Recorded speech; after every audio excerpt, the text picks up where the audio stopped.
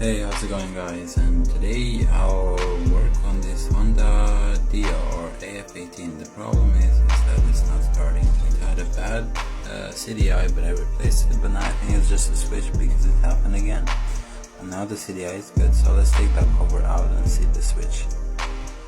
Okay, so here's the key switch, so we're just gonna take that out.